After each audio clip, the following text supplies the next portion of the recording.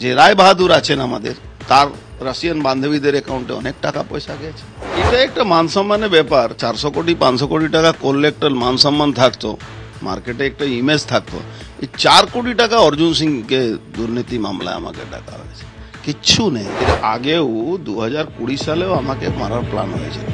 তখন আমি মমতা ব্যানার্জিকে ডাইরেক্ট চিঠি লিখে বলেছিলাম যে আপনার অফিস থেকেই আমাকে মারার প্ল্যান হয়েছিল।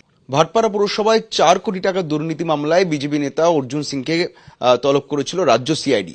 সদ্য ভবানী ভবনে সিআইডি অফিসে জেরার মুখে পড়েছিলেন তিনি আজকে হাজির হয়েছিলেন এবং সিআইডি কর্তাদের প্রশ্নের মুখে সেই জবাব দিয়ে তিনি সদ্য এসে পৌঁছেছেন অর্জুন সিং। এই মুহূর্তে সরাসরি কথা বলবো। অর্জুন দা, আজকে আপনাকে 4 কোটি টাকা মামলায় দুর্নীতি মামলায় তলব করেছিল, আপনি গিয়েছিলেন, কি হলো? এটা একটা মান সম্মানের ব্যাপার। 400 কোটি 500 কোটি টাকা করলে একটা মান সম্মান থাকতো, মার্কেটে একটা ইমেজ থাকতো। এই 4 কোটি টাকা অর্জুন সিংকে দুর্নীতি মামলায় আমাকে ডাকা হয়েছে, কিচ্ছু নেই। মানে পশ্চিমবাংলা ই টেন্ডার অর্জুন সিং ফার্স্ট মিউনিসিপ্যালিটিতে চালু করেছিল। ই টেন্ডারে কে কাজ পাবে সেটা আমি ঠিক করব? এটা তো আমার কাজ না। ই টেন্ডারে এর government of West Bengal department আছে, এমএ ডিপার্টমেন্টের আন্ডারে থাকে, তারা দেখে, তারাই আপলোড করায়, তারাই সব ঠিক করে। এবার তার মধ্যে কে টেন্ডারে কে কাজ পেল সেটা তো আমার দেখার দরকার নেই।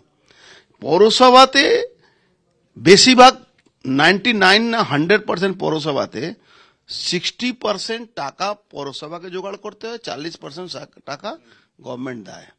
মাইনা টাকা ছাড়া কিচ্ছু পাওয়া যায় না। ক্যাজুয়ালের টাকা মাইনা দিতে হয়, অমুকের টাকা মাইনা দিতে হয়, যারা ছোট ছোট জিনিসপত্র কিনতে হয়, এই টাকাগুলো কে দেয়? পৌরসভাকে নিজে আর্ন করতে হয়। এইটা দেখছে নাকি পৌরসভা কত আর্ন করে, কত জমি কিনেছে, এইসব দেখছে না। কোথায় দেখছে? কে টেন্ডার পেয়েছে।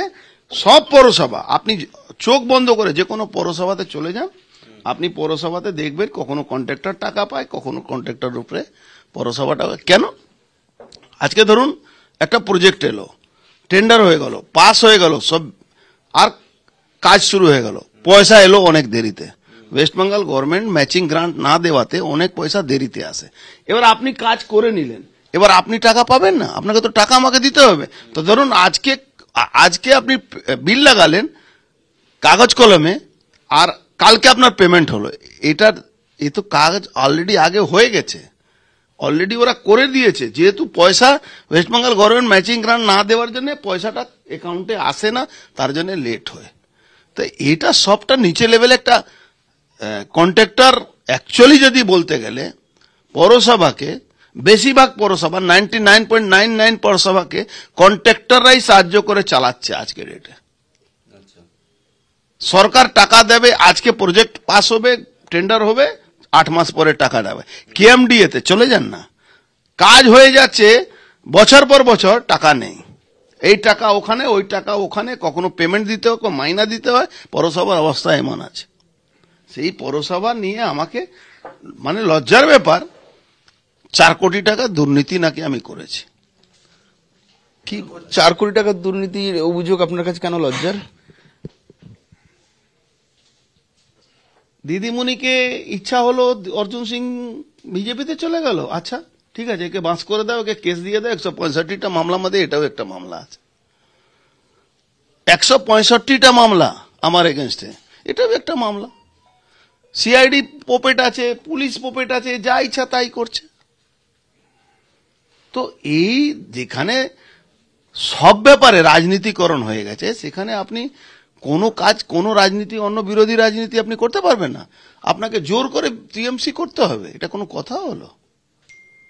আজকে পশ্চিমবাংলার স্থিতি এই হয়ে গেছে, ক্ষমতা টিকে থাকার জন্য আমাকে সবকিছু করতে হবে।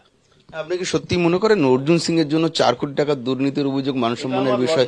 400-500 কোটি টাকা হলে সেটা সম্মান থাকতো বাজারে। আমার লজ্জার ব্যাপার। আমার আত্মীয় স্বজনরা যখনই আজকে টিভি মিডিয়াতে শুনবে, আমার দিকে একটু সন্দেহ হবে কি আমার অবস্থা খুব খারাপ আছে।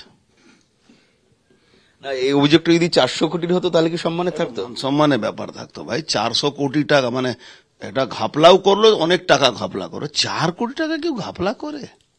আমি তো বললাম আপনার ক্ষমতা থাকলে ইডিকে দিয়ে দিন কেসটা। আপনার তো সে ইনফ্রাস্ট্রাকচার নেই কি আপনি ইনকোয়ারি করতে পারবেন আমি চুরি করেছি কি না করেছি। আপনি ইডিকে দিয়ে দিন কেসটাকে। অর্জুন দা, আজকে আপনি একটা বিস্ফোরক দাবি করেছেন বা অভিযোগ করেছেন, সেটা বলা হচ্ছে যে আপনাকে নাকি খতম করে দেওয়ার জন্য তৃণমূলের থেকে রাশিয়া থেকে স্প্রে আনা হয়েছে, রাসায়নিক আনা হয়েছে। তো বিস্ফোরক দাবি, কোথায় পেলেন এই তথ্য? বলছি, এর আগেও 2020 সালেও আমাকে মারার প্ল্যান হয়েছিল। তখন আমি মমতা ব্যানার্জিকে ডাইরেক্ট চিঠি লিখে বলেছিলাম কি আপনার অফিস থেকেই আমাকে মারার প্ল্যান হয়েছিল। তখন আর অফিস থেকে, নবান্ন থেকে, সিএমও থেকে? অফিস থেকে উনি রাজ্যপালকে দিয়েছিলাম। তখন মাননীয় রাজ্যপাল ধনখড় সাহেব ছিলেন। রাজ্যপাল সাহেব একটা নোট দিয়ে মুখ্যমন্ত্রীর কাছে পাঠিয়েছিলেন, কোনো জবাব পাইনি আমরা। কিন্তু সিএমও কেন আপনাকে আমার কথাটা শুনে নিন, তারপরে বলবেন।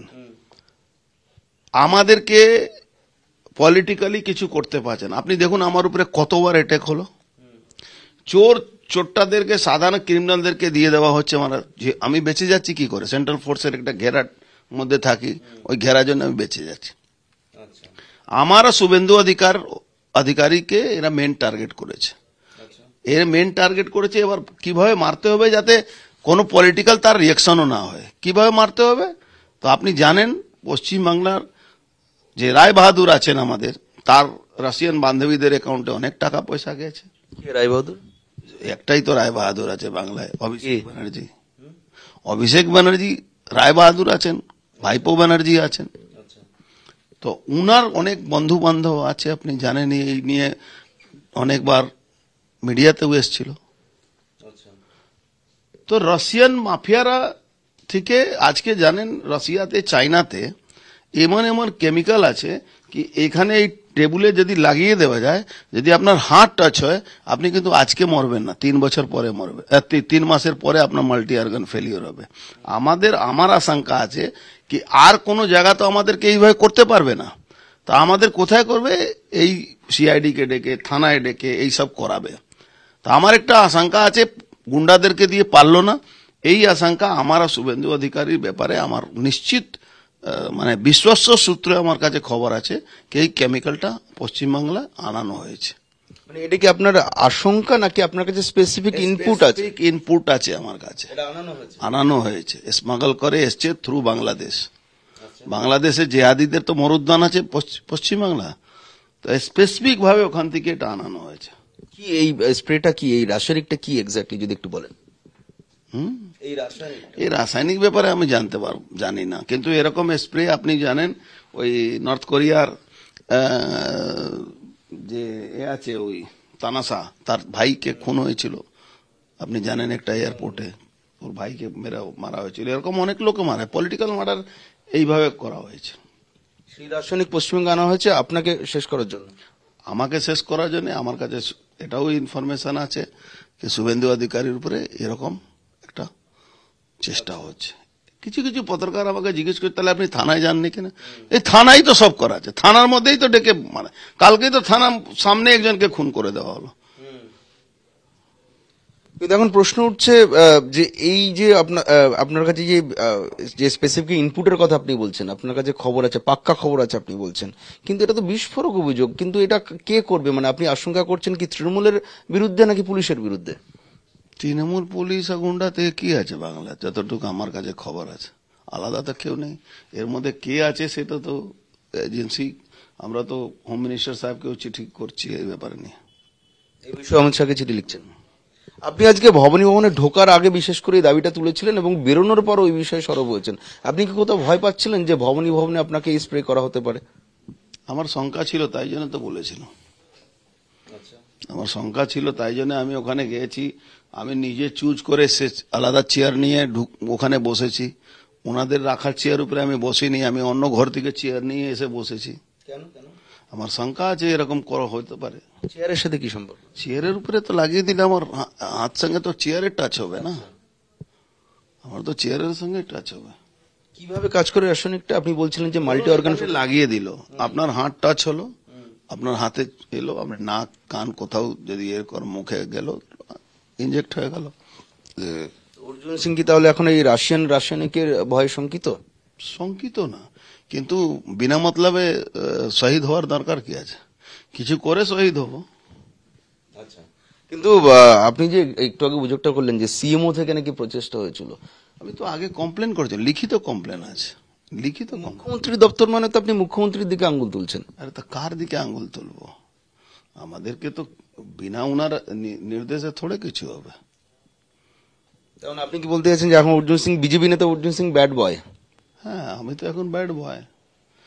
যখন তৃণমূলে থাকি তখন গুড বয়, তারপরে ব্যাড বয় হয়ে যায়।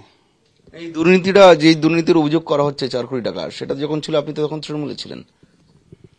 হ্যাঁ, তখন তৃণমূলে ছিলাম, তখন দুর্নীতি ছিল না। এটা যেই বিজেপিতে এলাম 2019 সালে, সেই আমি দুর্নীতিবাজ হয়ে গেল। আপনি একটা অভিযোগ করছেন রাশিয়ান বান্ধবী বা রাশিয়ান ব্যাংক অ্যাকাউন্টের কথা আপনি বলছেন, এই বিষয়ে আপনাদের মিডিয়াতেও তো এসেছিল, আপনারা ভুলে যাচ্ছেন কেন? রাশিয়ান ব্যাংক অ্যাকাউন্টে এখান থেকে ট্রান্সফার হয়েছে, এটা তো আপনাদের মিডিয়াতেও এসেছিল। কাদের টাকা ট্রান্সফার? কাদের টাকা তো সে তো আমার জানি না, কিন্তু পশ্চিমবাংলারই টাকা গেছিল। আচ্ছা, আরেকটা আনাতুয়াতে কারা গেছে, তো তারাই এইসব করেছে। কারা গেছে অনন্ততে? আপনি জানেন না, বিনা মিশ্রা গেছে এখান থেকে, ওয়ান্টেড হয়ে বিনা মিশ্রা চলে গেছে। অর্জুন, আরেকটা বিষয়, সেটা হচ্ছে এই ট্যাব দুর্নীতি, এখন নতুন দুর্নীতি যে তালিকা ছিল বাংলায়, তার মধ্যে একটা সর্বশেষ সংযোজন হচ্ছে ট্যাব দুর্নীতি। এই ট্যাব দুর্নীতি নিয়ে কলকাতা পুলিশ এবং রাজ্য সিআইডি বিভিন্ন জায়গায় রেড করে একাধিক জনকে গ্রেপ্তার করেছে, এবং চোপড়া থেকে বিশেষ করে একটা চোপড়া গ্যাং পুলিশের জালে ধরা পড়ছে। এই নতুন দুর্নীতি সম্পর্কে কি বলবেন? আচ্ছা, আপনার একটা আইডিয়া আছে পশ্চিমবাংলায় যে ফিশিং হয়, এই কল সেন্টার নামে আমেরিকান মানুষকে, বয়স্ক মানুষদের টাকা আত্মসাৎ করা হয়, জানেন? এটা নিউজ এসছিল। FBI এসছিল দিল্লিতে, NIA এর সঙ্গে মিটিং করে গেছে। আপনি জানেন কলকাতাতে রমরমা ব্যাপার চলে, পুরো খিদিরপুর ভরে গেছে, পুরো আপনার এখানে এই নিউ টাউন রাজারহাট ভরে গেছে, কল সেন্টার চলছে। সব তত্ত্বাবধানের, তৃণমূল কংগ্রেসের তত্ত্বাবধানে চলছে। তো সবটাই তৃণমূল কংগ্রেস।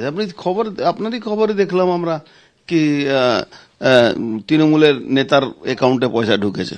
তৃণমূল নেতারা এখন বিহারে গিয়ে ওই হাতি দাঁত নিয়ে ধরা পড়ছেন। তো এরকম তো পুরো দলটাই দুর্নীতিগ্রস্ত হয়ে গেছে। করবেনটা কি? ট্যাব দুর্নীতিতে মালদহের এক তৃণমূল নেতার ছেলে গ্রেপ্তার হয়েছে। অনেকে গ্রেপ্তার, মানে ও যারা গ্রেপ্তার আছে সব চুনোপুটি আছে, অরিজিনাল মাল কেউ গ্রেফতার হচ্ছে না। যারা চালাচ্ছে, যাদের তত্ত্বাবধানে চলছে, সে মাস্টারমাইন্ড কে? সরকার বাহাদুরের লোক ছাড়া এটা কে করতে পারে? একটা আপনি সামান্য লোটো চালাতে পারবে না সরকার বাহাদুরের আদেশ না ছাড়া। আপনি রাজারহাটে যে বিল্ডিং এ এই হয়, আপনি চলে যান ওই বিল্ডিং এ, দেখবেন রাত্রিবেলা কে যায় ওখানে। চারদিকে নো পার্কিং জোন করে ওখানে রাত্রিবেলা যাওয়া হয়, বৃহস্পতিবারে আর সোমবারে। আপনি খবর নিন। আপনারা তো মিডিয়ার লোকেরা আছেন, আমাদের কাছে খবর আসে, আপনাদের কাছে খবর আসে না।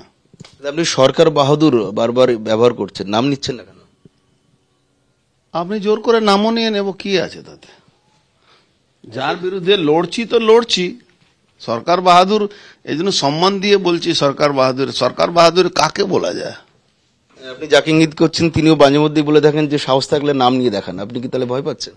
না, আমার কোনো ভয় নেই, আমার কোনো ভয় নেই।